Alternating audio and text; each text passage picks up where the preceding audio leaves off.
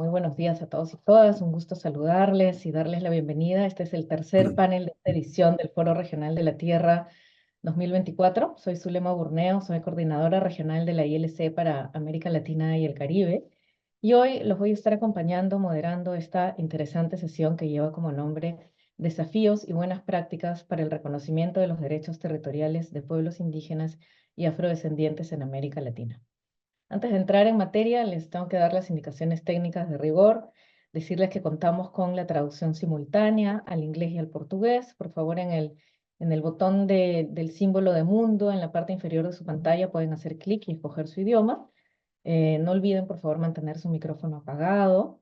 Anunciarles también que esta sesión está siendo transmitida ya por Facebook Live de ILC América Latina y que será grabada.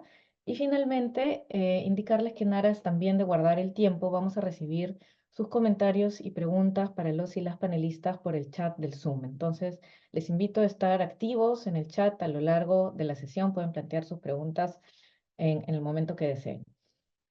Ahora sí, empezamos con el tema de la sesión. Esta sesión es coorganizada con mucha satisfacción desde la ILC América Latina, la Oficina Regional de la FAO para América Latina y el Tenure Facility, con el objetivo de compartir e intercambiar acerca de un tema que desde la inauguración del foro se ha planteado como urgente en la región: el reconocimiento de los derechos territoriales y la regularización de los territorios indígenas y afrodescendientes de América Latina.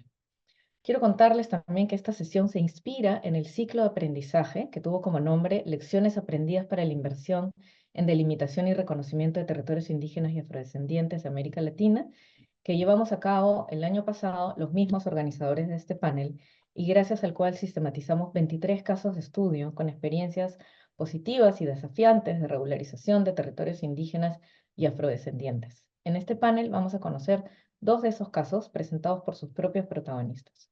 Uno de ellos fue liderado por la Coordinadora Nacional de Pueblos Indígenas de Panamá, la CONAPIP, y el segundo fue liderado por el Consejo Comunitario ORICA del Caribe colombiano. En esta sesión del foro vamos a ir más allá de los casos, pues también nos van a acompañar representantes de la academia, de organismos internacionales, de gobierno, además del relator de Naciones Unidas para los Pueblos Indígenas, el señor Khalid Say, para tener distintas perspectivas acerca de la situación y procesos de regularización de territorios colectivos, fomentando una reflexión así entre todos los actores involucrados en estos procesos. Para abrir entonces el panel vamos a contar con la participación de Joana Herrera. Joana es directora del Observatorio de Territorios Étnicos y Campesinos de la Universidad Javeriana en Colombia y nos va a ofrecer un panorama regional de la situación actual de los derechos territoriales de pueblos indígenas y comunidades afrodescendientes en la región. Entonces, muchísimas gracias, Joana, por acompañarnos y adelante, por favor. Muchísimas gracias, Zuli, por tu presentación y muchas gracias a la ILC y al Tenure Facility por invitarnos a la Universidad Javeriana a acompañar en este panel. Bueno, me han pedido las colegas que en 10 minutos pueda compartir con ustedes algunos datos que consideremos relevantes y también algunos elementos sobre la tendencia en las figuras y los procesos que conllevan a la tenencia colectiva en diferentes, digamos, en diferentes expresiones, porque pues nuestro continente es muy diverso. Yo voy a hacer un esfuerzo por resumirlo. Aquí voy a aprovechar para compartir con ustedes unas breves notas. Si alguien me puede confirmar que lo pueden ver. Sí, lo vemos bien, Vale, Joana. y esta barrita siempre molesta un montón. Vale, listo. Entonces, vamos a ir rápidamente a este panorama regional de los derechos de tenencia. Yo quiero proponerles que primero revisemos algunos de los datos y las tendencias, luego enfaticemos en algunos desafíos. Yo he seleccionado 6 desafíos, pero sin duda que son muchos más, y un aprendizaje muy concreto que viene de un proyecto que estamos implementando actualmente que busca sumar hectáreas en titulación colectiva para los pueblos afrodescendientes. Si lo vemos de una perspectiva regional, sabemos que el derecho de titulación, de tenencia, el derecho territorial en el continente viene regulado desde diferentes fuentes. Una primera dimensión que es clave en términos de lo que se ha constituido como el litigio de derechos territoriales es esa escala internacional regional que sobre todo se ha solidificado en el sistema internacional, en el sistema interamericano y en la Corte también Interamericana de Derechos Humanos, que a partir de diferentes casos, muy particularmente y con mucha importancia, los casos de Aguas Tigni ha sido importante y fundante en el debate, el caso nicaragüense, por supuesto también pasando por todo lo referido al pueblo Sahamaca en Surinam y por supuesto también al pueblo Garífuna en Honduras, solo por mencionar algunos casos que han sido determinantes en la obligatoriedad que esta Corte ha impuesto a estos diferentes estados de reconocer el derecho territorial. Pero es un derecho territorial que también tiene una evolución en los propios marcos nacionales. Podríamos situarlo desde la década de los 60, 70, muy especialmente Perú, en 1974, que se considera como el primer marco legal donde se reconoce la integralidad del derecho territorial, en este caso para pueblos indígenas, pero muy rápidamente en el caso peruano revisado y limitado en su principal alcance, pero es un referente, ¿no? Claro que si nos queremos ir atrás, pues tendríamos que hablar de 1917 y México con su primer instrumento de derecho ejidal como un derecho territorial pleno. Bueno, podríamos verlo desde diferentes perspectivas en el tiempo, pero quisiera destacar muy particularmente la relación que hay entre las luchas indígenas y afrodescendientes en esta década donde el desarrollismo fuerte de lo que se considera como los modelos de desarrollo y los modelos de desarrollo rural particularmente empiezan a afectar y a fragmentar las tierras indígenas y la expectativa de la consolidación de un derecho también para pueblos afrodescendientes, lo que luego se consolida en todas estas constituciones que conocemos que son de corte multicultural, intercultural, que habilitan un marco de conservación y de respeto por estos derechos territoriales, no perfectas, por supuesto, pero sí dan un marco para la consolidación de esos derechos de propiedad. Y esto obviamente ha cambiado el mapa de la región, ¿no? Ha cambiado el mapa suramericano, tanto continental como marítimo, como lo veremos más adelante, y lo podemos ver, por ejemplo, en este dato de las 164 millones de hectáreas que están siendo demarcadas con presencia de pueblos afrodescendientes, en este caso, la plataforma que ha construido el PCN, la CONACI con RRI, empiezan a mostrar cómo ese derecho territorial pues transforma el mapa, transforma las relaciones también de poder que hay en estas áreas. En el caso pues de los pueblos indígenas, las hectáreas reconocidas son más y sobre todo aseguradas ya en titulación colectiva. Fíjense en este informe que publicó RRI en el 2023 que nos dice que son 397 millones de hectáreas tituladas a los pueblos indígenas y afrodescendientes en la región.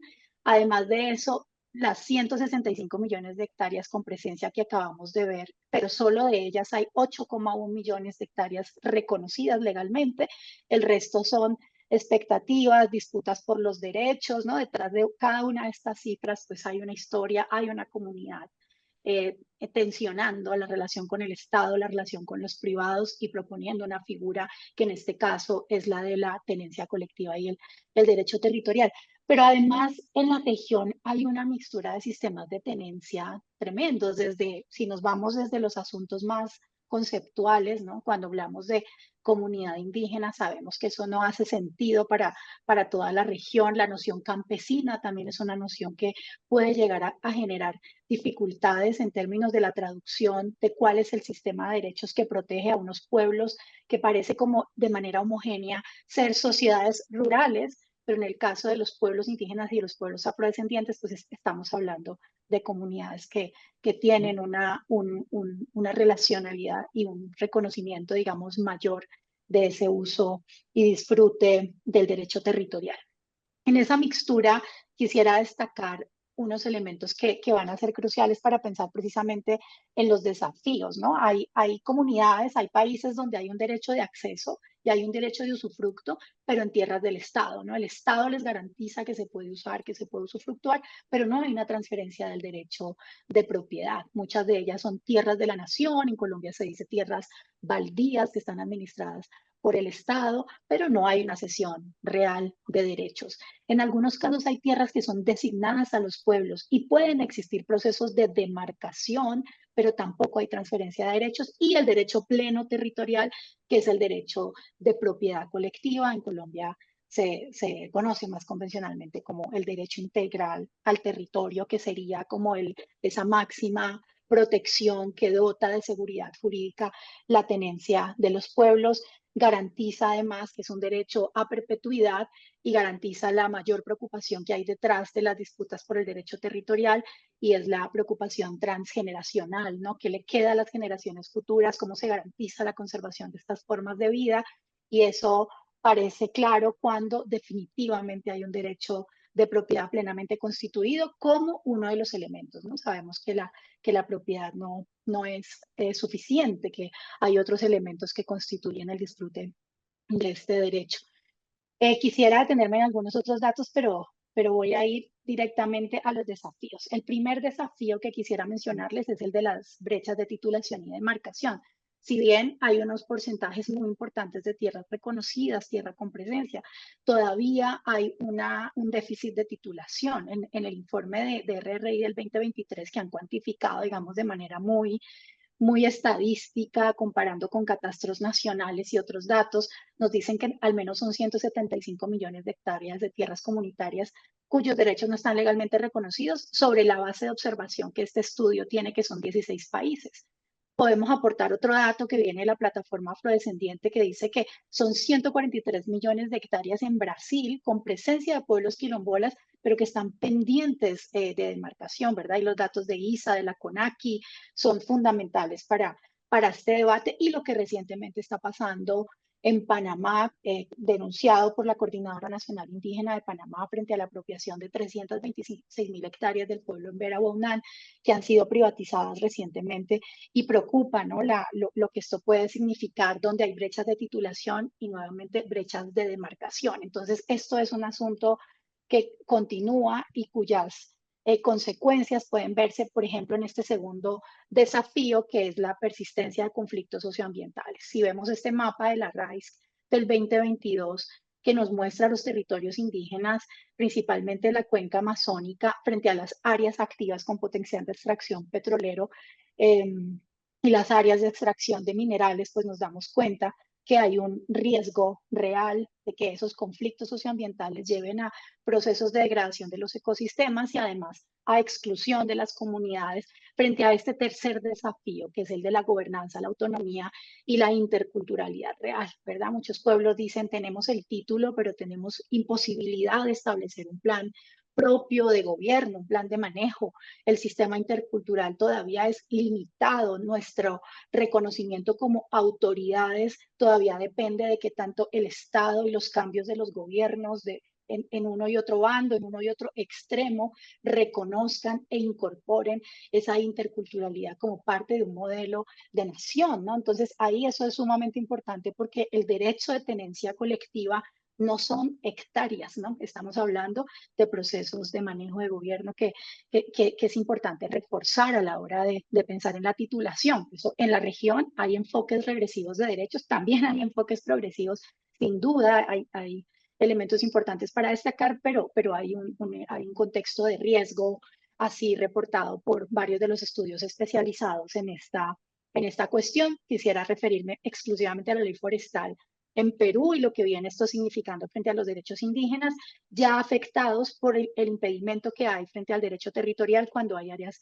nacionales o naturales protegidas, ¿no? Y eso solamente por no ahondar. El cuarto, que es súper clave, es el de la tenencia marítima, súper importante. Ya celebramos que hay un programa sobre tenencia marítima.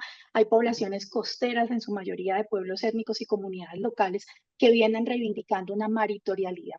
Basta revisar el Gran Caribe, toda esta zona de navegantes y pescadores, o cuando vemos el mapa colombiano, que el 50% de nuestro territorio es mar, y lo que eso significa, digamos, diferente frente a considerar un derecho al mar y la tenencia marina. El quinto desafío que les planteo es el del cambio climático y la degradación ecosistémica que afecta esa titulación. Este mapa solo para mostrarles las áreas que estamos mapeando con presencia de pueblos afrodescendientes, y lo que va a significar y ya está significando con el aumento de temperaturas extremas, solo por tomar el dato de temperatura como uno relevante. Y el Querida último es Ivana, el de la conservación. te queda un minuto, disculpa la Sí, interrupción. perfecto. Me queda una diapositiva, perfecto. Y el de la conservación con enfoque de derechos, que también sigue siendo una deuda. Celebramos, por ejemplo, que en Panamá recientemente la Corte Suprema de Justicia, digamos, desatascó un proceso de titulación que estaba pendiente en esta región, con un concepto favorable al Ministerio de Ambiente de Panamá que dice que la conservación no puede ser un impedimento para el reconocimiento pleno de derechos. Eso, digamos, es sumamente importante destacarlo porque también hay enfoques que avanzan, pero la meta que tenemos del 30 de aumentar al menos el 30% de áreas protegidas en el planeta va a tener unas implicaciones sobre los derechos territoriales que es importante seguir monitoreando. Y para terminar, quisiera dejarles simplemente la inquietud de revisar las publicaciones que hemos hecho recientemente en la articulación del proceso de comunidades negras, la Agencia Nacional de Tierras y el Tenure Facility, de un proyecto que tenemos ya hace algo más de 5 años, que está generando avances en la política de titulación colectiva, consolidado, digamos, en una base de datos muy interesante que hace monitoreo y está registrando las buenas prácticas precisamente para mostrar que la articulación entre actores puede movilizar una política tan importante como esta, donde en mi país y en la región, como hemos visto, hay brechas a superar si queremos garantizar el derecho fundamental al territorio y los impactos que ello tiene también sobre la conservación de los ecosistemas más importantes para la regulación climática y la biodiversidad en el continente. Por ahí lo dejaría. Muchas gracias. Muchísimas gracias, Joana, por esta excelente presentación. Realmente es alarmante el panorama que nos presentas con las enormes brechas que existen. Hay muchísimo que hacer en materia de reconocimiento de estos derechos colectivos, sin ninguna duda. Ahora, para pasar a una visión un poco más positiva, digamos, de lo que es posible hacer y avanzar en materia de reconocimiento de derechos territoriales indígenas y afrodescendientes, vamos a tener el gusto de conocer los dos procesos de lucha desde las voces de sus actores principales por sus derechos territoriales. En primer lugar, invito a Eber de la Rosa, sí, ya está con nosotros. Eber es consejero mayor del Consejo Comunitario de Orica de Colombia, y a Dayana Medrano Molina, quien es representante legal de este mismo Consejo Comunitario, el Consejo Comunitario de las Islas del Rosario de Colombia, para que nos cuenten sobre el proceso que llevaron a cabo para constituirse como figura colectiva, garantizando sus derechos colectivos. Ever y Dayana, muchísimas gracias por acompañarnos hoy en el foro regional. Tienen 10 minutos para su presentación.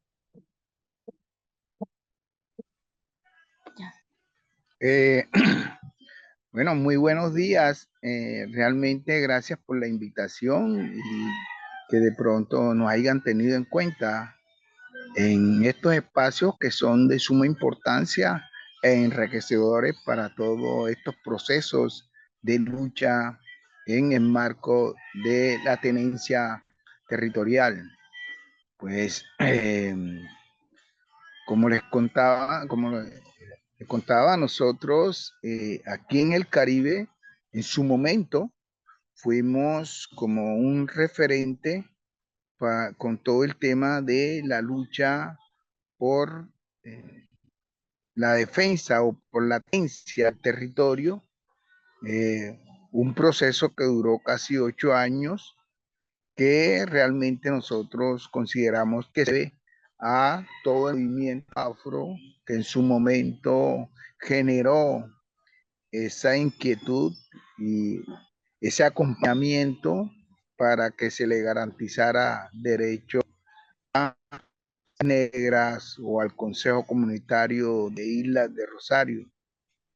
Pues como lo decían los compañeros, la compañera que me antecedió, pues han sido unos derechos que en el documento han reconocido, pero no ha habido un acierto en la práctica y por eso hemos tenido algunas debilidades frente al mismo tema, porque aunque el documento lo reconoce, muchas veces las mismas autoridades en, en representación del Estado son un poco activas en hacer reconocimiento de esos derechos. Además de eso, el tema de el acompañamiento para la elaboración de las herramientas que permitan tener realmente una autonomía y una soberanía territorial que muchas veces tampoco se dan frente a nosotros. Digamos de que se repite el sistema de la abolición de la esclavitud, donde le entregan a uno las tierras, pero se la entregan con una mano adelante y otra atrás, y le toca a las comunidades con las uñas mirar cómo realmente puede simplemente generar un control sobre ello, muchas veces, inclusive por parte de los organismos del Estado que no te reconocen, y pues en otros casos a compañeros del sector armado tampoco les permiten ellos generar una autonomía dentro del territorio. Entonces nosotros sí, el proceso nuestro fue un proceso que podríamos decir marcó en su momento el Caribe, porque nosotros iniciamos desde el 2006 una solicitud de titulación y se nos negó. Posteriormente tocó integrar por la violación del derecho, y el INCODER en ese entonces localmente era convertido en reservación, y que había un código fiscal de 1873 que no se lo permitían, como una ratificación también del mismo código, pero lo que no tenía en cuenta era todo que se había dado con referente a la Constitución del 91. O sea, se argumenta todos unas normas que para nosotros la gente no recogían el derecho que nosotros habíamos tenido en la Constitución del 91. Y es así como entramos en un litigio jurídico desde el 2006 hasta el 2012 a través de una sentencia, la T680, donde la Corte es la que le solicita al INCODER que debe garantizarnos derechos. Pero de igual forma, no fue, podríamos decir, en su totalidad, eso algo folclórico, porque nos tocó como movimiento afro escribir en su momento a la Corte para que se diera la tarea de revisar la sentencia, porque las dos tutelas fallaron en contra nuestra, pues, y como no era obligación de la Corte revisar las tutelas, entonces nos tocó como movimiento hacerle la solicitud a la Corte de la importancia de la tutela para que la Corte en su momento aceptara la revisión de la misma. Y posteriormente darle también un seguimiento, ¿sí?, a todo el proceso, preguntarle cómo está el proceso, cómo van ustedes, en fin. Posteriormente también tuvimos oportunidad también con un amigo que trabajaba en la embajada americana en ese entonces, para que de pronto desde allá los bancada afro de los Estados Unidos también tuvieron conocimiento de la violación al derecho que se le estaba dando a las comunidades negras de Orica. Y fue así como algunos congresistas, compañeros de los Estados Unidos también estuvieron en las islas, y nosotros nos imaginamos que también en su momento aportaron algún granito de arena que para que en su momento se conociera.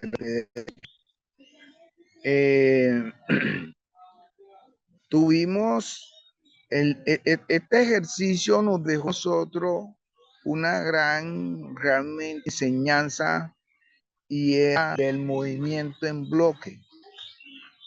porque muy a pesar de las diferencias, nosotros no somos ajenos a eso, a que existen dentro del mismo movimiento de comunidad negra, pues para nadie es un secreto que dentro del movimiento existen diferencias, ya sea de ideales, de conceptos, de procedimientos y demás, pero el proceso nuestro como que generó esa unidad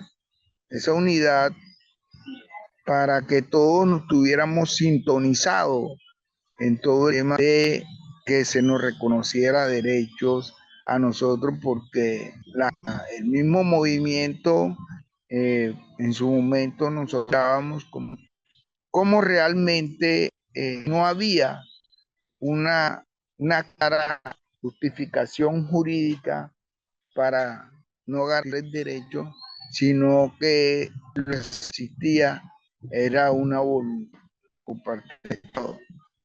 Entonces, nos pareció de que el gran logro fue unir a todo el movimiento por una causa, y era el que se nos reconociera derecho. Hoy lo que nosotros nos damos cuenta es, como bien lo expresaban, es que muy a pesar de que ya eso cumplimos 10 años de ese título colectivo, no ha habido acá en el Caribe como otro, así, otro movimiento para algún logro significativo. De manera de que han habido otros títulos colectivos, y lo expresaba la compañera, y es que a las comunidades le están titulando básicamente el casco, como diría uno, el casco urbano, y los espacios donde genera prácticas tradicionales de producción no se les está titulando. Entonces, los niveles de supervivencia y de administración en territorio prácticamente no se tienen. Lógico, si a la gente nada más le titulan la casa, no le titulan el espacio donde desarrolla las tradicionales de producción, es muy difícil que la gente vaya a tener un control territorial, porque cuando se habla de territorio, no solamente para nosotros no está incluido el espacio donde nosotros vivimos, sino todo el espacio donde generamos prácticas tradicionales de producción, y por eso estoy hablando hoy, porque nosotros acá en el Caribe, precisamente los que vivimos en la zona costera, él forma parte de un papel importante en las prácticas tradicionales de nuestra producción. Entonces, en ese sentido, pues hemos considerado de que un hecho relevante acá ha sido el tema de que se nos cediera el título, pero están esas debilidades de poco acompañamiento por parte del Estado frente al tema del control y la administración y la gobernabilidad del mismo. Hoy ya nosotros pues generamos, damos paso a un lado, tenemos otros jóvenes al interior de la comunidad que hoy han tenido la rienda de darle continuidad a este proceso, y podríamos decir de que eh, estamos todavía en deuda de poder consolidar el tema de la gobernanza, de gobernabilidad al interior del territorio. Querido Ever, disculpa la No, interrupción. Quisiera avisarte que deben ir cerrando, les queda un minuto. bueno, quisiera dar la palabra a mi compañera Dayana, se me escapó. Por favor, adelante. Hola, buenas. ¿Sí me ven, me escuchan? Perfectamente, Dayana, por Sí, favor, adelante. Bueno, me presento, mi nombre es Dayana Medrano, soy la representante legal del Consejo Comunitario.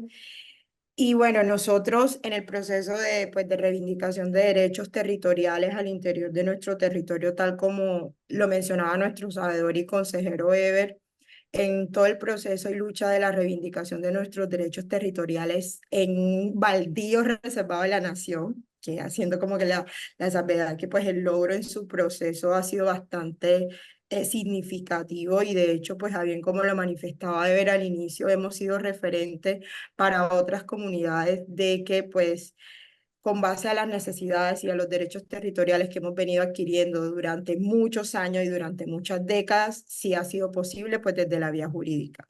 Nosotros, en la misma línea de la reivindicación de nuestros derechos territoriales, estamos inclusive seguimos en el proceso de nuestra lucha porque hoy por hoy también seguimos, ustedes saben, pues el año pasado nosotros pues, hemos venido iniciando un proceso de reivindicación de derechos, sobre todo en la ampliación de nuestra titulación colectiva, que ha sido un proceso bastante duro y bastante fuerte, en el entendido de que pues no es, en su momento cuando hicimos la solicitud, hemos venido teniendo eh, enfrentamientos, sobre todo en ese proceso de reivindicación de derechos territoriales con la Agencia Nacional de Tierra, porque ustedes saben que los competentes a nivel nacional desde el decreto y desde la ley es Agencia Nacional de Tierra, se le abrieron procesos a miembros de nuestra comunidad con relación sobre todo a estos procesos de posesión en tierras en baldío, pero con ascendencia de nosotros como comunidad.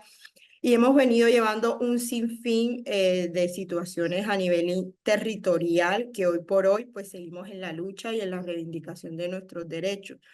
Con la declaratoria del decreto que salió este año, el año pasado, sí, este año, con todo el tema de las ampliación de derechos territoriales a comunidades negras, pues nosotros andamos y seguimos todavía en el proceso de reivindicación focalizado en la ampliación de nuestra titulación colectiva, porque en su momento, cuando surgió todo este proceso de reivindicación de derechos, existieron pues miembros de nuestra comunidad y a su vez pues también tierras que pues ancestralmente ha venido ocupando nuestra comunidad fuera del título colectivo. Así que ustedes se pueden imaginar pues todo el conflicto territorial que pues cada día vamos abarcando más dentro de nuestra comunidad, pero siempre hemos sido una comunidad proactiva, buscando las alianzas, buscando los contactos, buscando la forma de poder direccionar y sobre todo concertar todo el proceso de reivindicación de derechos territoriales de nuestra comunidad. Es por ello que inclusive en este proceso que aún seguimos continuando, porque todavía seguimos en la lucha de reivindicación de derechos, porque los intereses que hay sobre todo en nuestro territorio son bastante álgidos. Primero porque estamos en un área marina protegida, sobre todo porque estamos rodeados de mar, de unas especies marítimas que son apetecidas por turismo y por todas las personas que nos rodean, que eso hace aún más difícil el tema de la reivindicación de nuestros derechos territoriales. Pero seguimos en la lucha, seguimos insistiendo y pues acá buscando las alianzas, todos los que están acá escuchándonos y mirándonos, si también quieren seguir trabajando con nosotros, si quieren apoyarnos a seguir reivindicando nuestros derechos, aquí vamos a estar prestos, dispuestos, que entre más fuerza hagamos, va a ser mucho mejor para la reivindicación de nuestros derechos territoriales al interior de nuestro Consejo Comunitario.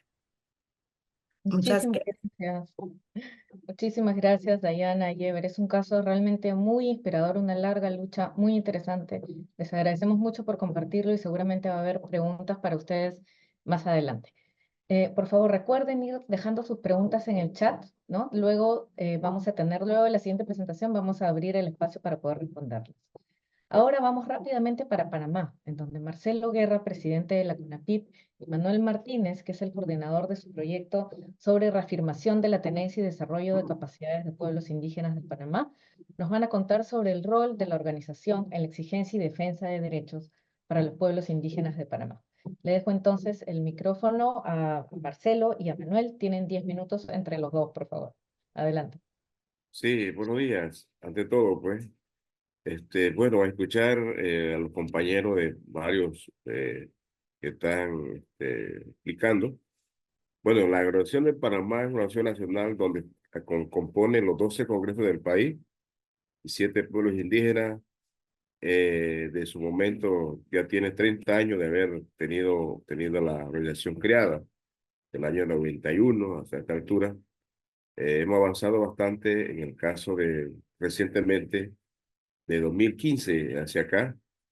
Hemos avanzado para que la voz de los pueblos indígenas a nivel de los 12 congresos y 7 pueblos indígenas se escuche a nivel en Panamá.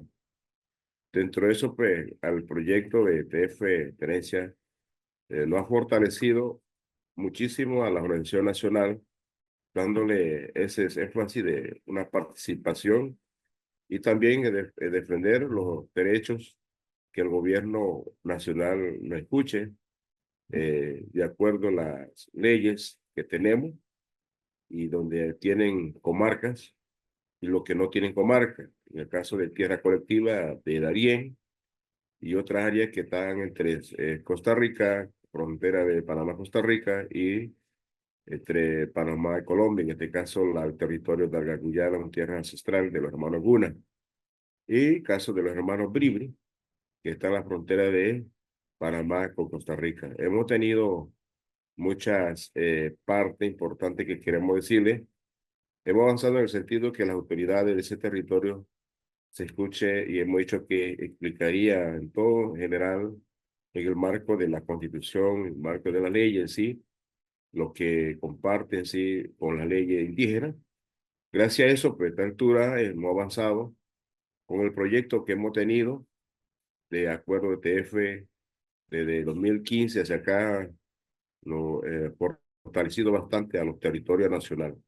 Ahora bien, la unidad a nivel nacional, un organismo que realmente está, se ha venido uniendo a la fuerza de 2015 hacia acá, donde hemos tenido la parte importante es una agenda común, una agenda colegiado con todos los pueblos indígenas.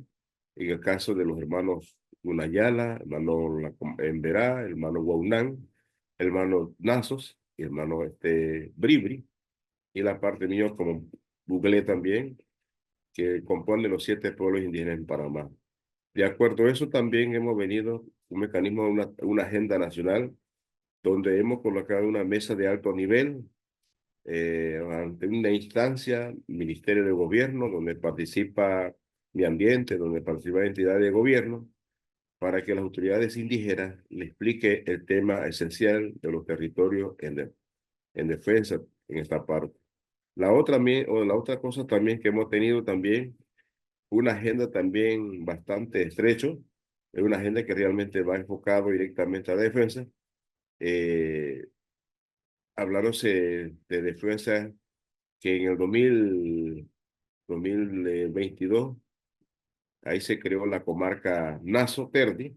De acuerdo a eso, pues, hubo un estrecho problema, porque el gobierno en sí no quería dar la comarca Nazos, ¿ya?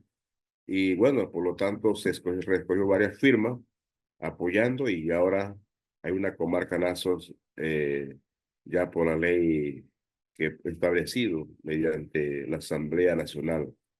Y hoy por hoy, pues, la unidad hemos tenido una fuerza grandísimos, los 12 congresos, porque solamente anteriormente había 5 congresos, entre cada organismo había un divisionismo interno.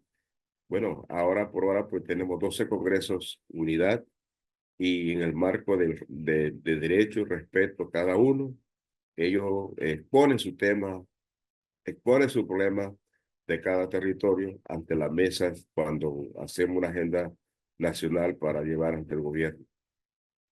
Y de acuerdo a eso, pues, gracias al organismo internacional, los amantes de TF, primero, como alguien escuché también del tema de RRI, nos apoyó bastante un proyecto piloto y ahí pues empezamos a trabajar y ahora se empieza, por ejemplo, ver el tema, por ejemplo, el tema que estaba en tapete escondido es el tema Sinclair, es un tema bastante preocupante, no daba la oportunidad para darle la titulación, pero hoy pues con el ministerio que se hizo pues el Ministerio Público, Registro Público, perdón, se hizo una manifestación y ahí se pidió el tema de la cancelación sobre el Sinclair. Y hoy por hoy las autoridades de Darién le dan la oportunidad porque abarcaba a nivel de la comarca, casos de la comarca Guargandi y la comarca en Veraguanán y Darganguyala, y ese tema, esos temas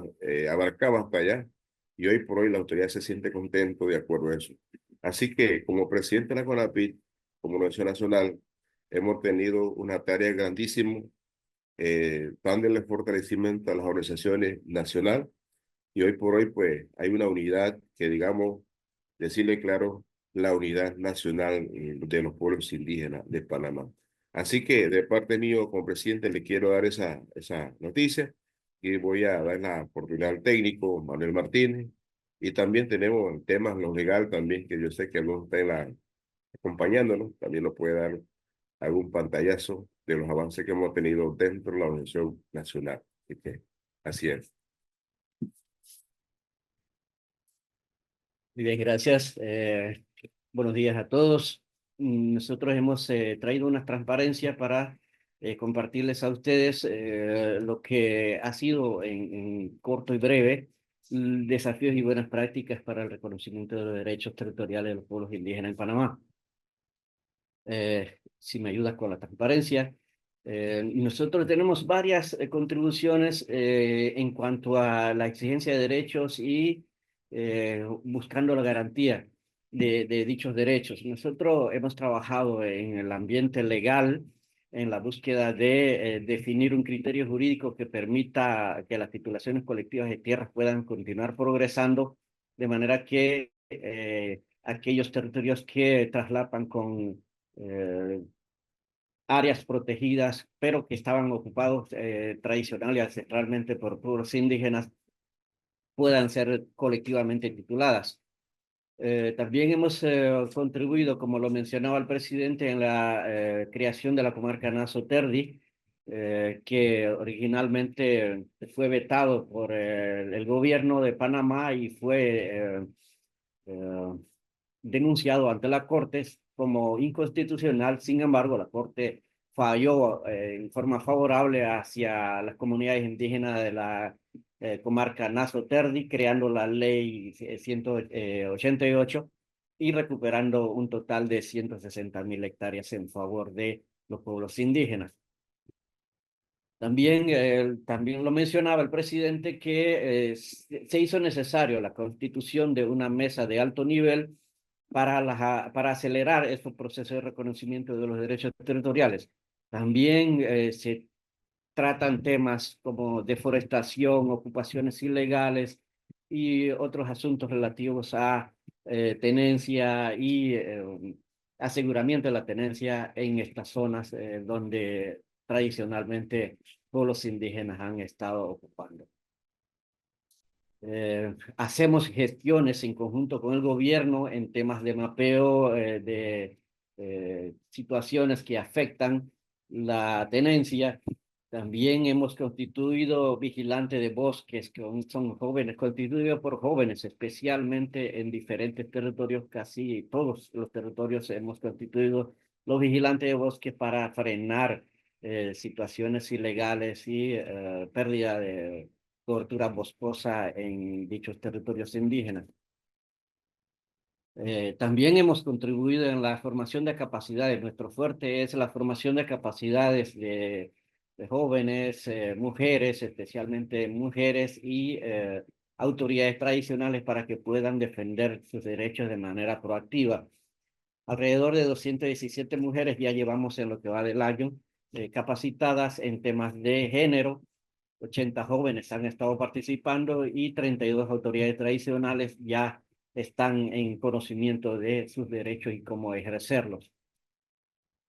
También lo mencionó previamente el presidente que nosotros teníamos un problema con la empresa Sinclair Panama Oil Corporation, quienes argumentaban tener títulos sobre áreas que estaban traslapadas con territorios indígenas en la comarca de Veraguanán y la comarca Huargandi, y con un trabajo aproximadamente de 6 meses de litigio estratégico con nuestros abogados, un equipo de abogados y las autoridades, logramos reconquistar alrededor de 326.000 hectáreas a nivel de, bueno, en favor del Estado sería porque colaboramos en conjunta alianza con el gobierno, la Secretaría de Energía y otros estamentos para lograr recuperar estas tierras, de los cuales alrededor de 204.424 hectáreas están dentro de territorios indígenas que ya fueron declarados como protegidos. Igual nosotros participamos muy fuertemente en lo que es el cierre de la minera Panamá, que estaba peligrando y afectando zonas y áreas indígenas que posiblemente pudieran estar siendo afectadas seriamente por estas empresas en el presente y posiblemente en el futuro, con fuertes impactos negativos al ambiente. Manuel, discúlpame la que te interrumpa, les queda un minuto, por favor. Muy bien. En lo que respecta a las alianzas y con quienes hemos trabajado, pues nuestro trabajo es en asocio con todas las comarcas y tierras colectivas. Prodeso es nuestro socio fiscal, es una organización no gubernamental que trabaja en colaboración con nosotros para ver los temas de colaboración en cuanto a manejo financiero de los fondos que nosotros obtenemos a través de Ternos Facility o de Rainforest Foundation, FAO y otras entidades que nos apoyan, y Geoindígena y ASEASPA nos ayudan a implementar la INCAM. Pues nosotros tenemos varios desafíos.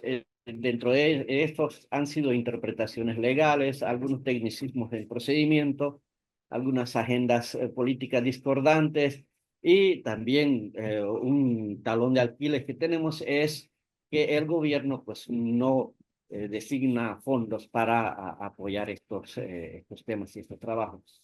Hemos trabajado en alianza con el gobierno en la mesa de alto nivel para acordar acciones conjuntas. Alguien mencionaba que en teoría, pues, pero en la práctica, pues, hemos avanzado muy poco.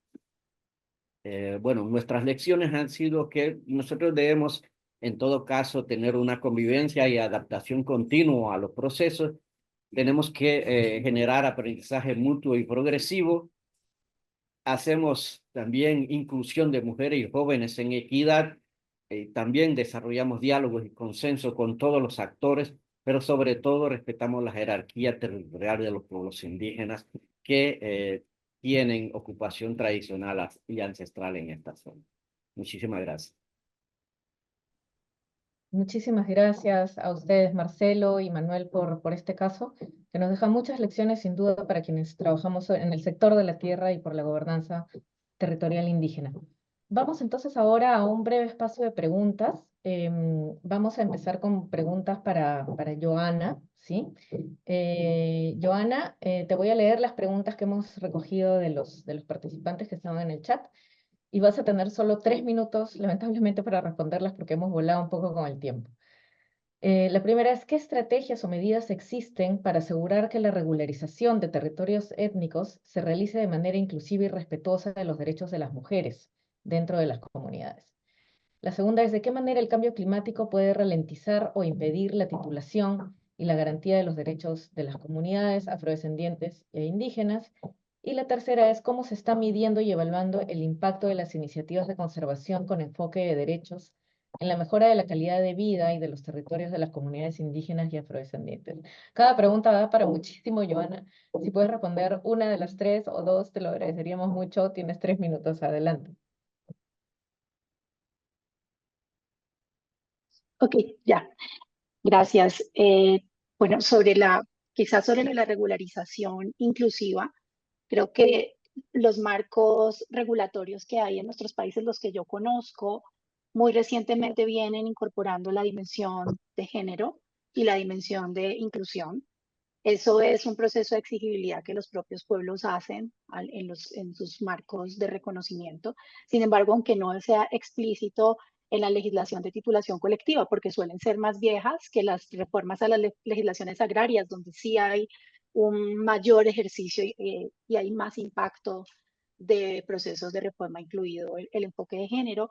Creo que aun cuando no lo contenga la ley, pues es como una obligación hoy día ética de los estados de poder hacerlo, porque ese sí que es uno de los desafíos en la titulación colectiva. actual, ¿no?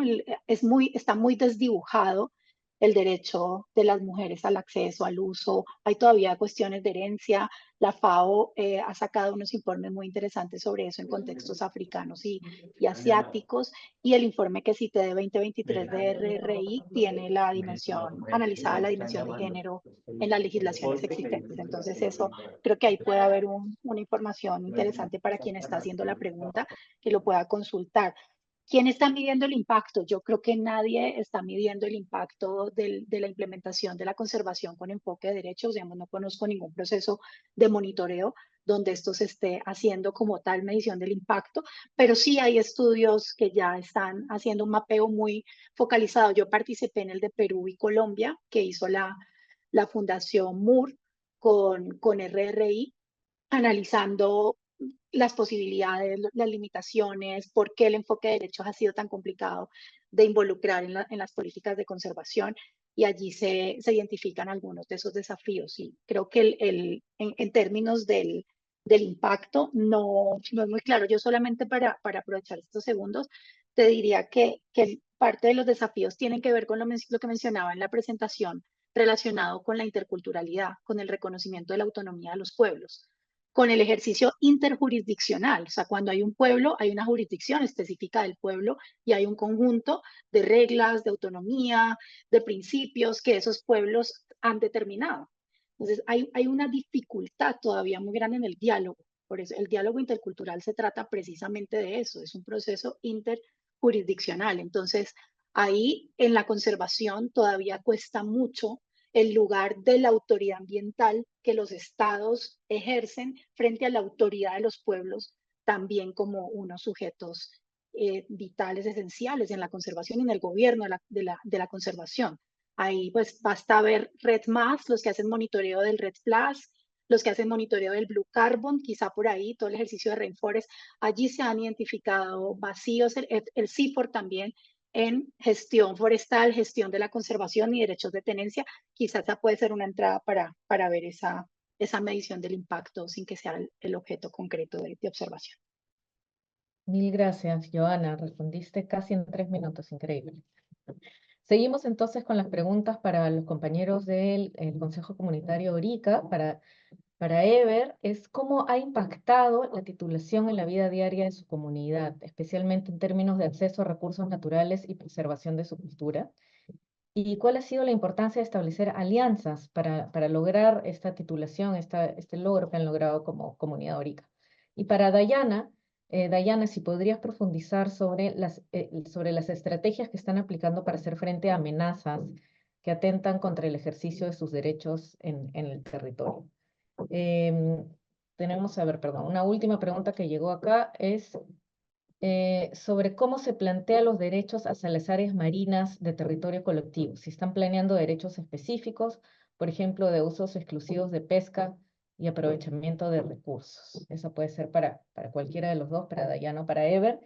Ever, tienes 2 minutos, por favor, para responder a las preguntas. Adelante.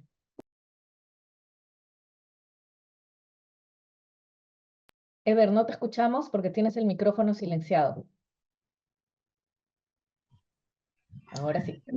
Sí, realmente ha sido podríamos decir, como un reto, dado el caso de que nosotros no teníamos como un referente, no teníamos ningún referente, y nos enfrentábamos a un espacio, como se lo dije anteriormente, que nos lo entregaban con una mano adelante y una mano atrás, y donde nosotros directamente veníamos de una u otra manera dependiendo de tipo o algún tipo de economía al interior del territorio, basado en todo el tema de los arrendatarios, de lo que hoy llamaban arrendatarios.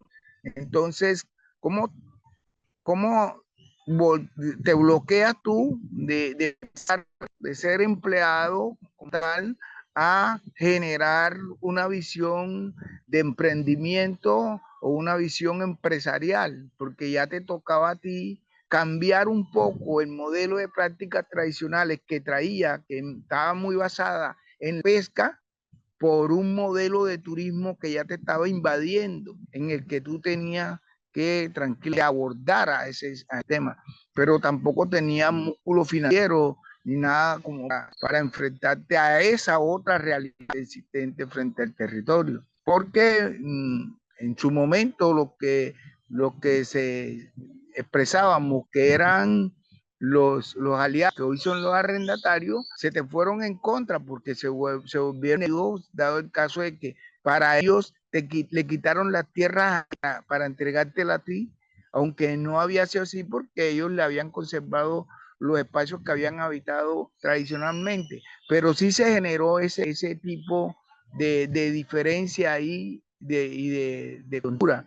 Entonces, básicamente tocó como que mirar cómo generar realmente alianzas para que puedas salir adelante y puedas desarrollar actividades al interior del territorio que hoy están marcadas en el tema del turismo, pero también la responsabilidad que asumía frente a que hoy este territorio tenemos que tener toda la capacidad de conservarlo, ya sea social, ambiental, culturalmente. Entonces, eran dos como visiones, la responsabilidad que tenía uno de conservar el territorio y la actividad frente a una actividad turística que no está realmente regulada ni reglamentada al interior de la comunidad. Entonces, son unos retos que tenemos nosotros como tal.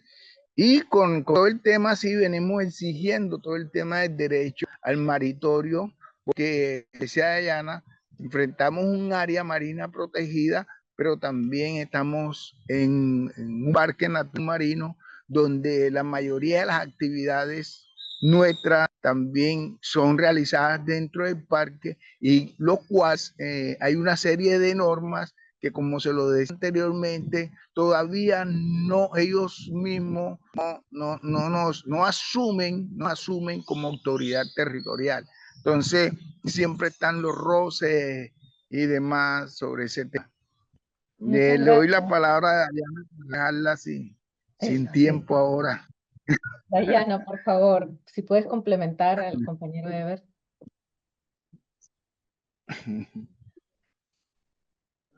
Hola, ¿cómo están? Lo que pasa es que hoy para mí ha sido todo un reto porque he andado acá en la calle haciendo miles de cosas, pero bueno, con relación a lo que dice, o sea, para nosotros es súper complejo y ha sido súper estresante, sobre todo este proceso, por lo menos como de encontrarnos y conectarnos con las diferentes autoridades que hay dentro del territorio. Porque como estamos en un área marina protegida, tenemos competencia de parques, tenemos competencia de Cardique, tenemos competencia del inspector de policía a través de la alcaldía de Cartagena, está la Agencia Nacional de Tierra. Entonces, como que cuando juega todo ese conflicto de interés, es ahí donde para nosotros como comunidad es mucho más complejo de el tener el punto, entender las competencias de cada uno, pero sobre todo que las mismas autoridades nos reconozcan como autoridad étnico-territorial, es lo más complejo del asunto y del meollo, porque muchas autoridades con relación a sus competencias, a sus funciones, a todo lo que marca el mismo proceso, ellos se ciñan y dicen, la ley me dice esto, pero el reconocimiento propiamente de nosotros como autoridad étnico-territorial, tal como lo establece la ley, es lo más complejo, inclusive de existir dentro del mismo territorio, porque nos sucede el juego que cuando la Agencia Nacional de Tierra adjudica baldíos reservados de la nación a terceras personas, entra el conflicto que ni siquiera el tercero nos entra a reconocer, por el simple hecho que yo solo tengo esta porción de tierra y a mí no me interesa el resto. Y es ahí donde a nosotros inclusive nos ha entrado un juego de donde le hemos venido manifestando inclusive a la misma Agencia Nacional de Tierra la importancia de crear un manual de convivencia dentro del territorio que inclusive el tercero reconozca y también sepa que existe una autoridad étnico-territorial que es un consejo comunitario dentro de tierras que han venido siendo ocupadas ancestralmente por este consejo comunitario. Entonces, son tantos retos, son tantas situaciones, pero nosotros siempre de una u otra forma buscamos y siempre nos ha tocado pelear. O sea, créanlo que nada nos los han regalado. Todo siempre es peleado porque es la única forma que tenemos sobre todo de reivindicar derechos en el tiempo de las generaciones que se vienen, porque nosotros ahorita estamos en un presente que pues nosotros siempre nuestra visión va focalizado es qué le vamos a dejar a las generaciones futuras sobre el territorio, que es lo más importante. El territorio para nosotros tiene un significado tan amplio que queremos inclusive dejarlo y replicarlo en las generaciones que se vienen para que ellos pues también puedan ser generadores en el tiempo de ese cuidado y de esa herencia que nos dejaron nuestros ancestros.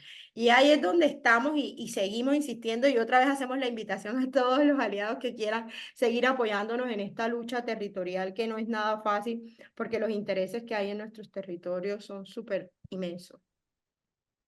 Muchísimas gracias, Dayana. Nos quedamos con esos mensajes de parte de la comunidad Orica. Estaremos con ustedes.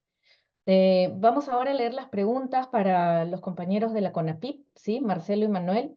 Son las siguientes. ¿Qué mecanismos legales y administrativos han sido más efectivos para asegurar la devolución de tierras a las comunidades indígenas y cómo han navegado el sistema legal panameño en este contexto? Lo siento, voy a leer solo las dos primeras porque estamos muy retrasados ya. ¿Y qué riesgos ha representado para la comunidad defender la tierra frente a grandes mineras y corporaciones? ¿Qué estrategias y alianzas han sido relevantes para eso? Entonces, adelante, por favor, Marcelo, Manuel. Tienen Sí, 3 minutos. sí, bueno, nosotros tenemos una serie de estrategias legales que van desde eh, conversaciones a nivel nacional en una mesa de alto nivel que hemos constituido para el abordaje de los temas que el gobierno debe dar respuesta. En algunos casos definimos algunas formas de abordaje a través de actas y de algunos acuerdos que se toman para llegar a darle respuesta. El gobierno se nos queda corto porque no tienen la capacidad financiera para poder atender todos estos procesos de litigios a nivel de los territorios, especialmente en aquellos territorios donde ya fueron declarados oficialmente como comarcas y tienen legislaciones y regulaciones ya previamente establecidas. Hay una serie de ocupaciones ilegales en el caso de Madungandi, en el caso de Huargandi, en el caso de la comarca en Beraunan, que todas son comarcas. Se han dado situaciones en donde el ingreso de ocupantes ilegales va en aumento y el gobierno no tiene la capacidad económica suficiente para poder dar respuesta a estas necesidades de aclarar esta tenencia y hacer los desalojos que corresponde. Igual en algunos territorios donde la Corte Interamericana de Derechos Humanos ya falló en favor de algunas poblaciones en Verá y Guna de Panamá y el incumplimiento se mantiene y la ocupación ilegal es en aumento y progresivo. Es una preocupación latente que nosotros estamos abordando de manera general a través de la mesa de alto nivel. Hay consensos, hay acuerdos, pero incumplidos porque el gobierno pues no tiene la capacidad financiera para atenderlos. En cuanto a el extractivismo, temas mineros y demás, pues nosotros generamos una gran coalición nacional con todos los pueblos indígenas para que estos pues puedan en bloque defenderlos y que en unidad podamos hacer mayor fuerza ante el gobierno en todos los territorios indígenas de Panamá. Muchísimas gracias, Manuel, y a todos por sus preguntas, a todos los participantes del foro. Vamos a cerrar entonces esta primera parte de la sesión. Realmente gracias a la comunidad Orica, a la CONAPIP, Joana, por sus intervenciones. Y ahora le queremos dar la palabra a Karin Erickson. Karin es coordinadora y oficial de programas del Tenure Facility para América Latina. El Tenure Facility es una organización que ha sido mencionada en distintas oportunidades en esta primera parte del panel como una organización que apoya mucho estos procesos de comunidades indígenas y afrodescendientes. Entonces, Karin va a compartir con nosotros y nosotras algunas reflexiones a partir de los casos escuchados. Karin, tienes 5 minutos, por favor. Adelante. Muchísimas gracias. Gracias por la invitación, amigas y amigos de ILC y todos los demás. Si preguntan por qué hablo un español un poco raro, como una persona me preguntaba después de un evento en las montañas de Colombia recién, es porque soy de Suecia. Entonces,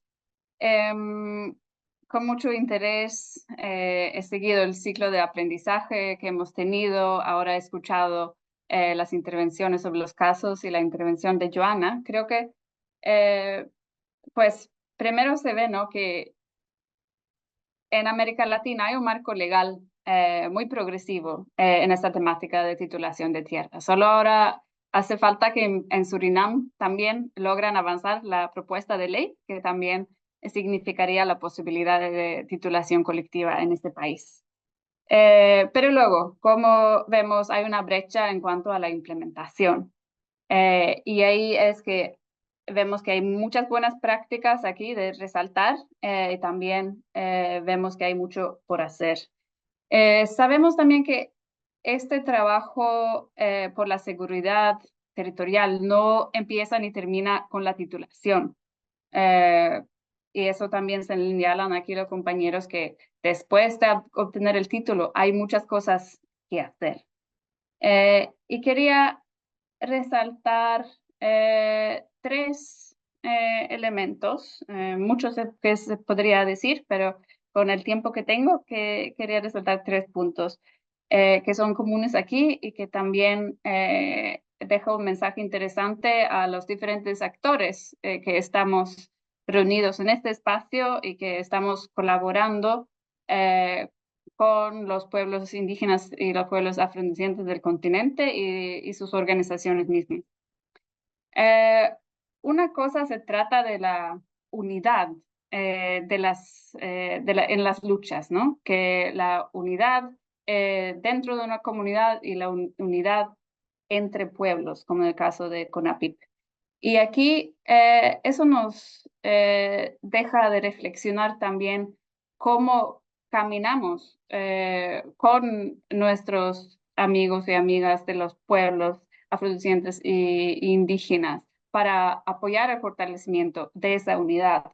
Y aquí vemos como una lección aprendida en el camino que tenemos, que lo que hemos caminado, que hay una responsabilidad grande de donantes, intermediarios, los amigos y amigas de estos pueblos, de asegurar que realmente se hace un apoyo que fortalece la autonomía y la gobernanza propia y que se respete esta estructura que exista, porque si no hay también posibilidad que se fracture las estructuras que hay, que es lo que al final va a permitir que un caso no solamente sea un caso aislado, sino que se logre también avanzar de una forma sistemática y que haya provecho para muchos pueblos.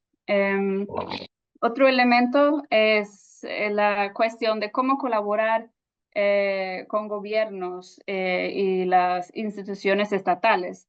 Ahí vemos que hay una, como dice Johanna, hay una mixtura de sistemas de tenencia, entonces hay que ver en cada país cómo se hace, también depende de la coyuntura política de cada país. Y ahí hemos visto que los socios de Tenure Facility optan por diferentes caminos. Es muy interesante ver lo que dice CONAPIP, que ahí se ha podido firmar actas de acuerdos con gobiernos. Hemos visto en otro país donde apoyamos que se intentó hacer un memorando de entendimiento, pero por la cuestión de coyuntura no se logró, pero se logró, sin embargo, avanzar, trabajar este tema a un nivel más técnico. A veces hay condiciones para llevarlo tanto a nivel político como técnico, pero a veces por las tensiones que pueda haber a nivel político, se puede explorar formas técnicas de igual seguir avanzando. Y también, por último, quería destacar lo que se habla en cuanto al reconocimiento de los derechos de los pueblos, el enfoque de derecho en la conservación, que es un gran reto. Y ahí tenemos una oportunidad, ¿no? Este año que va a haber el COP16 de la Convención de Biodiversidad, porque como dice Joana, 30% del territorio se quiere que sea para conservación hasta 2030, y ahí las organizaciones indígenas de los pueblos afros en Colombia y en el continente ahora están movilizando fuertemente para que realmente los territorios indígenas sean reconocidos como espacios que contribuyen a esa conservación. Y creo que ahí podemos todos sumar fuerza, que realmente se llegue a entender cómo implementar eso, porque ya está inscrito en Meta 3, en el marco global de esta convención.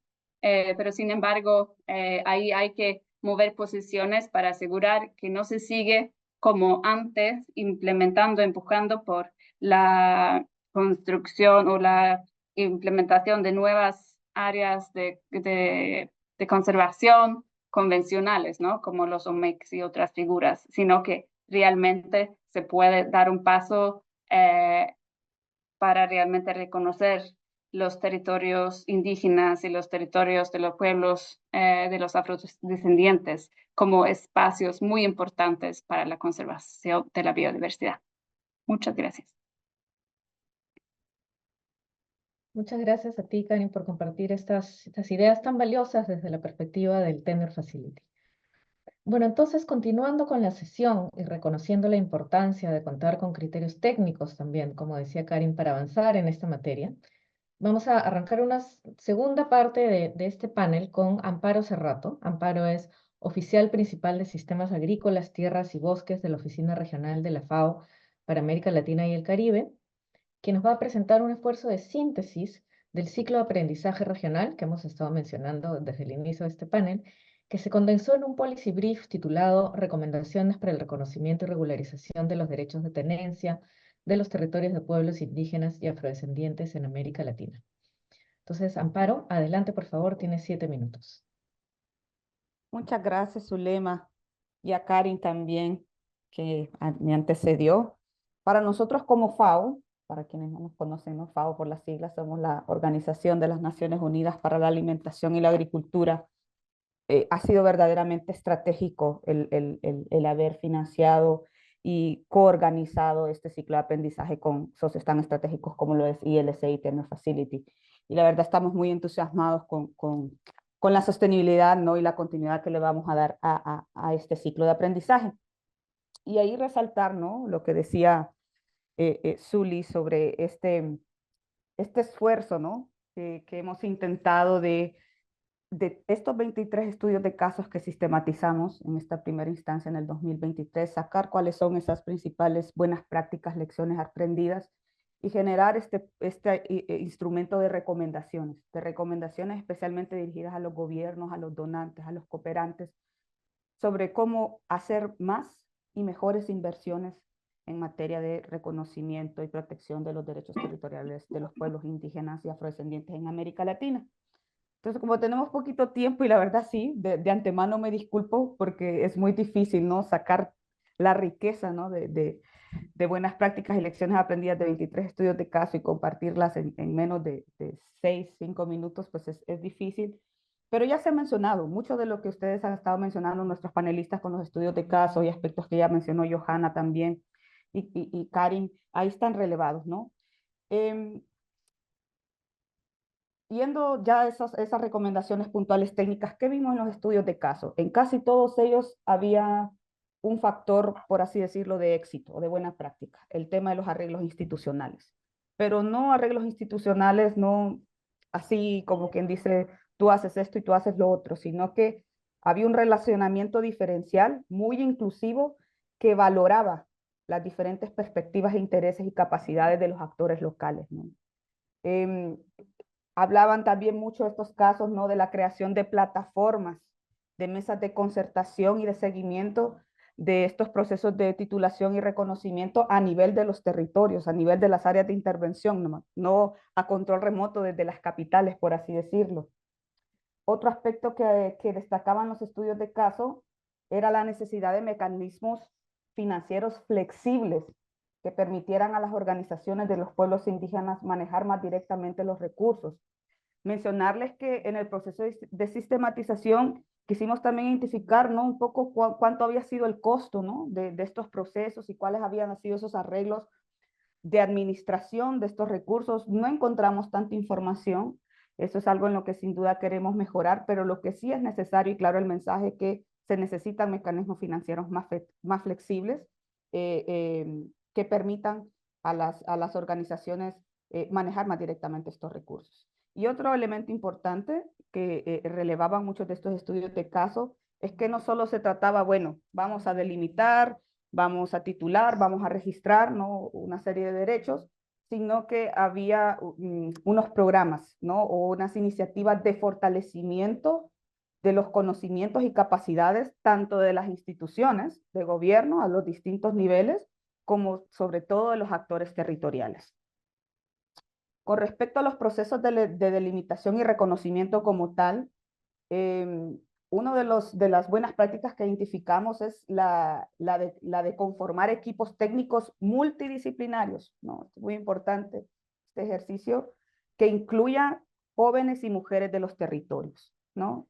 Y ahí sobre todo el ejemplo que se daba a través de muchos estudios de caso, como por ejemplo el de CONAPIP con Geoindígena, ¿no?, y otros en Guatemala con el uso de Openterno, el Cadastre en Colombia, es el impulsar el uso de las tecnologías geoespaciales y herramientas participativas para empoderar a las comunidades y sobre todo a las mujeres y jóvenes. Eso sin duda, y ahí, bueno, les invitamos a que revisen a detalle todos los 23 estudios de caso. Sin duda sé que compartirán el link de la página web y podrán ver cada uno de estas buenas prácticas y ejemplos.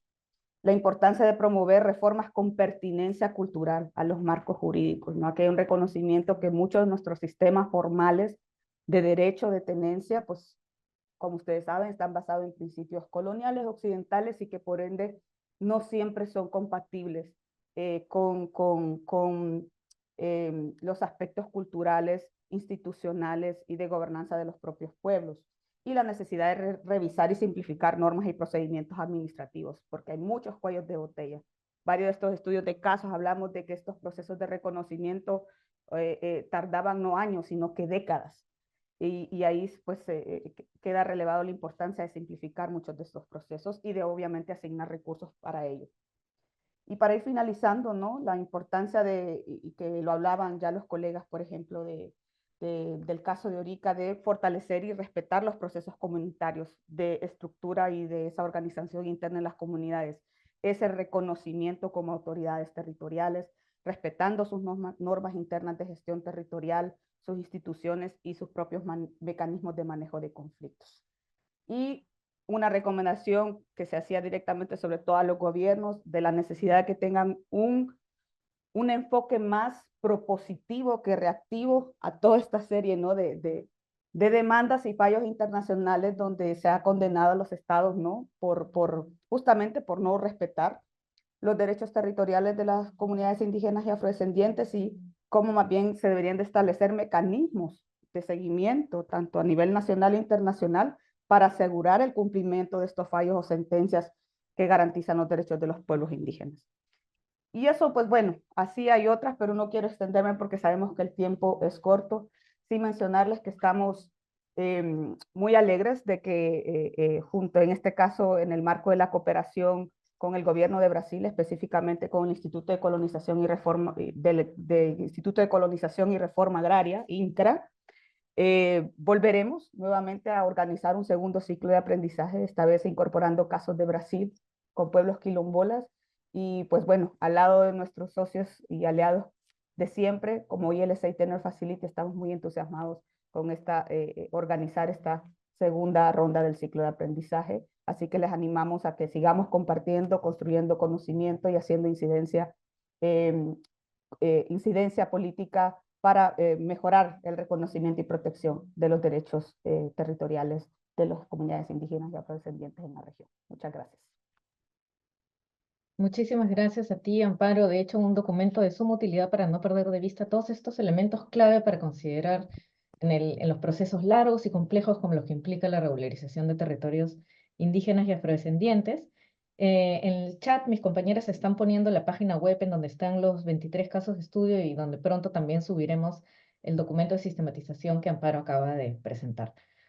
Ahora vamos a Colombia, en donde Cristian Guerrero, asesor de la Dirección de Asuntos Étnicos de la Agencia Nacional de Tierras, que ha sido mencionada ya en algunos momentos en este panel, abordará los avances y dificultades en materia de titulación colectiva a pueblos indígenas y comunidades afrodescendientes en Colombia.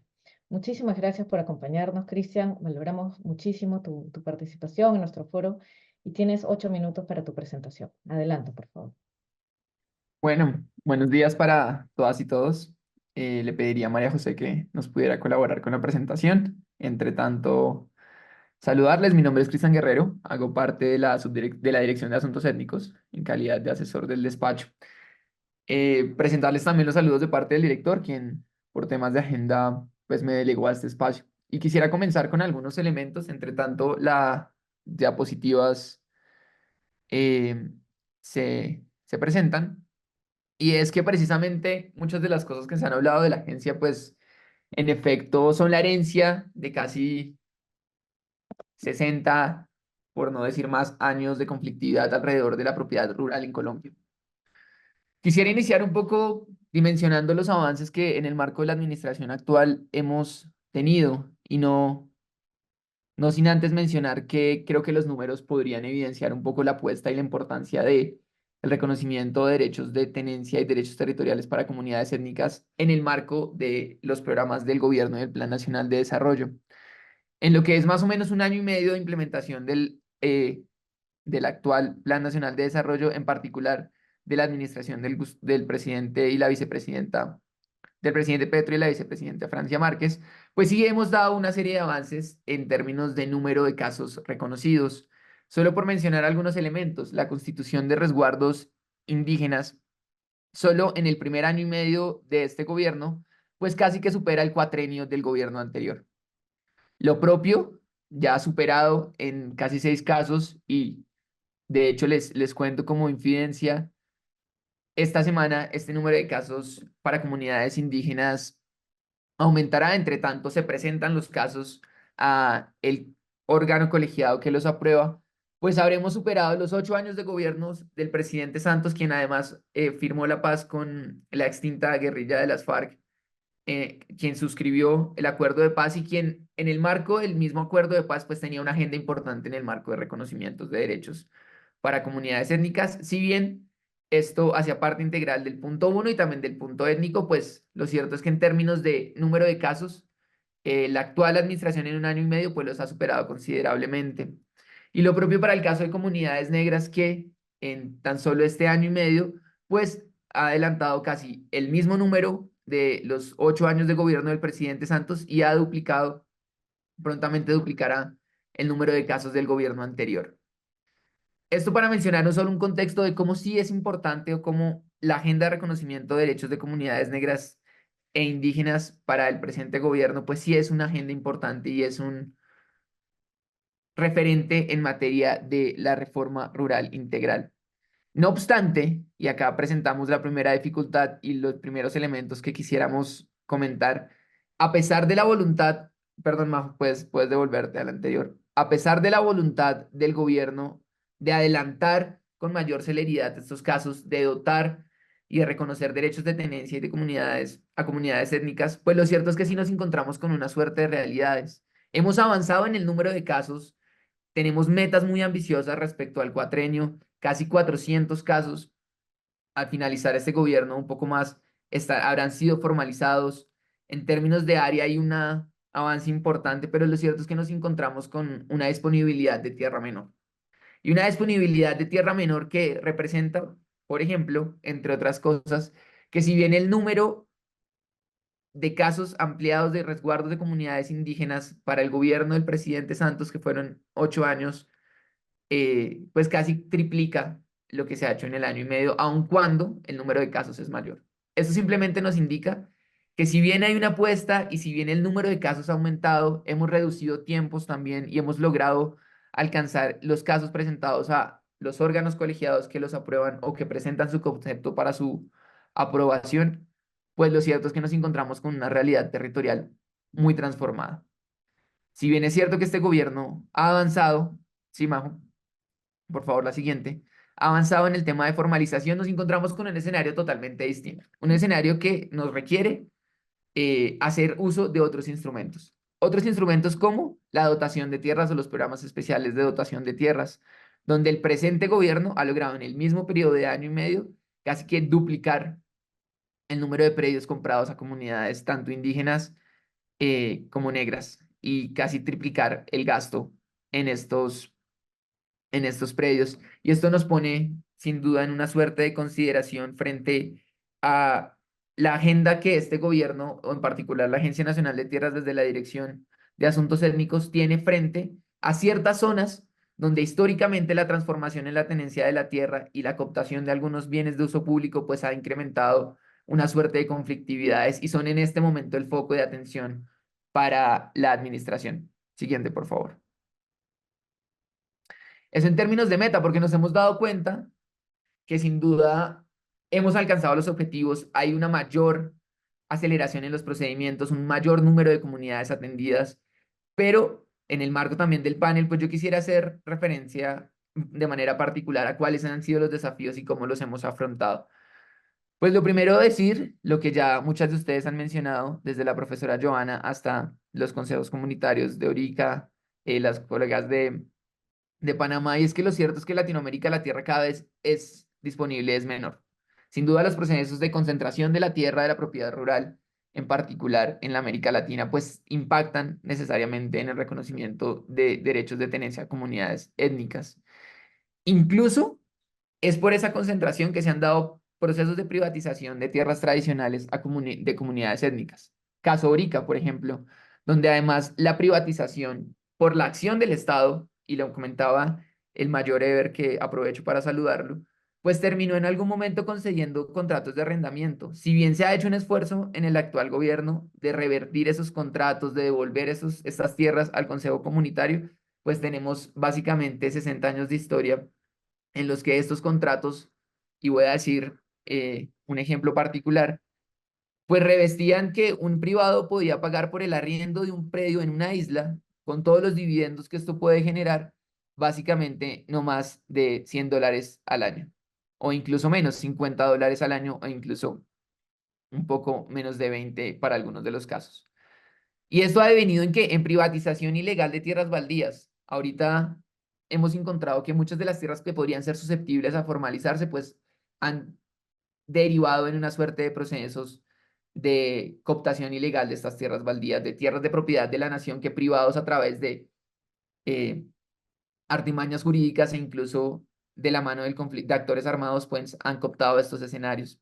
¿Y esto qué ha implicado? Pues la pérdida de la conexión territorial de las tierras tradicionales y ancestrales de comunidades étnicas, que si bien a partir de procesos de compra, pues hemos intentado reconstruir, lo cierto es que nos hemos dado cuenta que, como mencionamos en su momento, sí hay una desconexión de las tierras tradicionales de las comunidades étnicas que hemos venido avanzando en reconocer, pero que sin duda representa un desafío en términos de poder asegurar realmente el derecho al territorio en amplitud.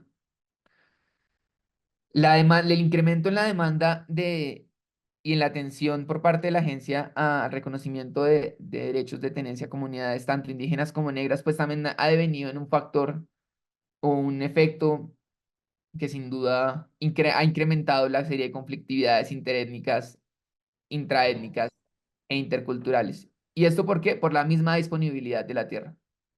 Las agendas en este momento de reconocimientos están sobrelapadas y esto sin duda es un escenario muy triste porque viene de la privatización de la tierra y es allí donde la estrategia no solamente puede ser reconocer el derecho, sino poner a controvertir aquellos derechos privados que han sido adquiridos de manera fraudulenta o con cierta serie de artimañas. Un tercer desafío que se inscribe en lo que mencionaba Joana, y es que pues, la apertura económica o los modelos neoliberales que se instalaron en América Latina para los años 90 hoy tienen un efecto mucho más arraigado y hoy lo vemos de manera mucho más masiva. Y es que sin duda hay modelos extractivistas asociados a la tenencia de la tierra que han devenido en la pérdida de la agrodiversidad. Y eso impacta necesariamente en el reconocimiento de derechos. Vemos modelos mineroenergéticos, agroindustria muy consolidada 30 años después, de la entrada del modelo neoliberal a América Latina, donde controvertir este fenómeno pues requiere estrategias distintas. Cristian, disculpa que te interrumpa para avisarte que debes ir cerrando porque te queda un minuto. Ok. Frente a los desafíos, pues redondear en un elemento para, si quieres continuar, María José, y es que nos hemos dado cuenta que la transformación de la matriz de tierras y de la propiedad, pues deviene lo que debemos hacer. ¿Y qué hemos hecho? Pues por lo menos en términos de presupuesto, equiparar las cargas. Misma cantidad de presupuesto para comunidades negras, misma cantidad para comunidades indígenas que nos permita incrementar la posibilidad de adquirir tierra. Hemos adecuado un desarrollo normativo y hemos generado además nuevos instrumentos como para la ampliación para el reconocimiento de derechos de comunidades negras, la reglamentación integral de instrumentos como la Ley 70 que reconocen los derechos de comunidades negras. Hemos intentado y hemos logrado simplificar procedimientos tanto de formalización como compra de tierra para armonizarlos, agilizando además la incorporación de nuevas estrategias y procedimientos y herramientas jurídicas que le permitan a esta administración o a este modelo de gobierno que tenemos actualmente controvertir toda esta serie de dinámicas que han apropiado la matriz rural, el suelo rural. Y sin duda, ya para cerrar, hemos generado una suerte de diálogos intraétnicos e interculturales, buscando lo que ustedes comentaban, reconocer los derechos y los gobiernos de las comunidades, tanto de comunidades indígenas como comunidades negras e incluso comunidades campesinas. La mesa piloto del norte del Cauca confluye en estas autoridades y es un diálogo gobierno a gobierno. En su momento, y ya con esto cierro, también estos pilotos han permitido incorporar temas de restitución de tierras, ordenamiento ambiental. El caso del norte del Cauca es uno, y el caso de Orica tiene el potencial de serlo, sin duda representa un hito en temas de reconocimiento, pero lo que se hizo en su momento con hablar con la comunidad, devolver estos contratos, pues pone y con este será mi último argumento, pone de nuevo al gobierno en recuperemos la tierra, cambiemos, transformemos la dinámica rural, pero además lleguemos con una respuesta institucional, porque quizás uno de los mayores desafíos es el tema de las jurisdicciones, lo productivo, donde está la jurisdicción que pierde la agencia cuando está el tema del mar, de bosques marinos y demás. Y este será como escenarios pilotos que hemos venido confluyendo desde diferentes institucionalidades para atender de manera integral el reconocimiento de derechos de comunidades étnicas. Muchas gracias, Cristian. Muy rica y completa tu presentación. Vamos a tener ahora un momento muy breve para que puedan responder Amparo y tú. Solamente hemos recogido 2 preguntas, ¿sí? Porque estamos fuera de tiempo. Empezando con Amparo. Para Amparo la pregunta es, mencionabas que se requiere flexibilizar los mecanismos de financiación. ¿Cuáles son los cuellos de botella identificados y los aspectos puntuales en los que se requiere esa flexibilización? Adelante, Amparo, por favor, si puedes responder esta pregunta en 2 minutos, te lo agradeceríamos mucho. Sí, mira, muy rapidito, ¿no? Los donantes, ¿no? Y a veces los gobiernos tenemos unos esquemas, ¿no? Muy formales del tema de financiamiento para hacerlo bajar, ¿no? Desde que te piden que lleves una factura, ¿no? Timbrada por el servicio de renta, si estamos hablando de territorios muy alejados, ¿no? O exigimos que estén legalizados las comunidades o las organizaciones bajo figuras de instituciones jurídicas, ¿no? Para poder aprovechar, para poder manejar recursos. Es decir, esquemas muy formales que no son realistas en los territorios. Es decir, necesitamos flexibilizar, ¿no? Yo recuerdo, solo para hacerles una anécdota, cuando trabajaba para un organismo cooperante y que justo estábamos apoyando un proceso de titulación colectiva, y entonces me decía el administrador, es que tienen que venir los listados de asistencia con los números de identidad de las personas. Y le decía, lo que pasa es que en este territorio 4 de cada 10 niños no están registrados simplemente porque, o incluso un derecho fundamental como es estar registrado, tener una partida de nacimiento, un acta de nacimiento, no se cumple en estos territorios, porque desde ahí viene el tema de discriminación y no podemos exigir ese tipo de requisitos, ¿no? Solo para darles un ejemplo concreto. Entonces, se necesita flexibilizar estos mecanismos, crear, sin perder obviamente los criterios de transparencia y flexibilidad, pero tenemos que ser más realistas con las realidades de los territorios y con las necesidades de las comunidades. Muchas gracias, Amparo. Ahora seguimos con una pregunta para Cristian. Cristian, ¿podrías describir las estrategias y alianzas que la Agencia Nacional de Tierras implementa con otros sectores de gobierno para asegurar la continuidad y el avance de sus proyectos, especialmente considerando los cambios de gobiernos futuros? Adelante, Cristian. 2 minutitos, por favor. Bueno, iniciaré como alianzas dentro del gobierno y dentro de las instituciones. Hemos transformado la manera en que trabaja la unidad de restitución y la Agencia Nacional de Tierras, intentando en casos pilotos viabilizar la formalización. Entre tanto se resuelve de fondo, pero también nos hemos sentado en mesas con el Ministerio de Ambiente, con el IGAC, simplificando procedimientos. Y de cara a garantizar un eventual cambio de gobierno, pues lo hemos dejado a través de la modificación a los mismos instrumentos o procedimientos que reglamentan o que son la hoja de ruta para el aseguramiento de derechos de tenencia. Entonces hemos generado rutas un poco más formales que nos permita que esto pueda trascender en el tiempo. Por supuesto, un eventual cambio de gobierno podría modificarlo, pero estamos generando, digamos, robustez alrededor de los mecanismos en los cuales nos articulamos. Y también hemos generado una suerte de alianzas con actores como el Tenor Facility, la Corporación Hileros, Amazon Conservation Team, Gaia, que de la mano con a través de convenios un poco más macro nos permitan garantizar que esta suerte de aliados que siguen moviendo la agenda en términos de garantía y de formalización de comunidades, pues sigan avanzando. Entonces hemos generado un poco estrategias marco que nos permitan en el transcurso del tiempo generar un poco más de sostenibilidad y que las estrategias de salida de estos proyectos no dependan necesariamente del gobierno o de la administración que se encuentre en cabeza de la Agencia Nacional de Tierras. Sin duda, oficializar las formas en las que nos encontramos, tanto con la misma institucionalidad estatal como con cooperantes, nos permite de alguna manera reducir y mitigar el riesgo de transformación de esta política o de reducción en el ritmo de formalización.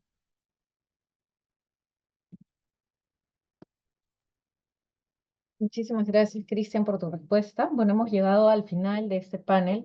Lamentablemente, el relator, Francisco Calitzay, me escribió a decirme que que estaba teniendo que salir a otra reunión, dado que hemos tenido un pequeño retraso en esta sesión, pero ha escuchado todas las presentaciones y ha dejado, por favor, me ha pedido transmitir su solidaridad en la lucha por los territorios de los pueblos indígenas de América Latina. Antes de cerrar, quería comentarles, hacer un publicherre muy breve, contarles que existe algo que puede ser muy útil, creo, para el trabajo de todos nosotros, que es una herramienta virtual, es www.landmarkmap.org. Si alguna compañera puede ayudarme a ponerlo en el chat, lo agradezco. Esta es una plataforma en donde mapeamos los territorios colectivos que existen en el mundo. Por supuesto, los territorios indígenas, afrodescendientes de América Latina están incluidos. Es un esfuerzo permanente y en construcción que va a ser lanzado en el marco de la COP16 de biodiversidad que va a tener lugar en este año en Colombia, en Cali. Bueno, entonces dicho esto, simplemente agradecerles a todos y a todas las panelistas nuevamente por su participación. Ha sido un panel muy rico, se han puesto sobre la mesa los avances y buenas prácticas, también los grandes desafíos y brechas que existen en este trabajo. Se ha destacado mucho la importancia de la unidad de los movimientos sociales para enfrentar las dificultades en los procesos de regularización y en las luchas por los derechos territoriales. Se ha destacado mucho la importancia de los contextos políticos, por supuesto, que permiten a veces avanzar o a veces retroceder en esta materia, pero también se ha destacado mucho la importancia de lo técnico, ¿no? De cómo se puede avanzar a través del desarrollo de instrumentos, de protocolos, de acuerdos, de arreglos institucionales que a veces desde los territorios nos permiten dar grandes pasos cuando a nivel quizás de país la coyuntura se pone un poco compleja, ¿no? Entonces, bueno, cerramos así este panel y los esperamos y las esperamos por la tarde para el cuarto panel del Foro de la Tierra acerca de el cambio climático, la problemática de la migración en los espacios semiáridos de América Latina y cómo los miembros y las organizaciones que habitan en estos territorios están enfrentando y implementando buenas prácticas para convivir en estos espacios semiáridos. Entonces, les esperamos a las 3 de la tarde, hora de Perú, en el mismo enlace de Zoom. Saludos a todos y todas.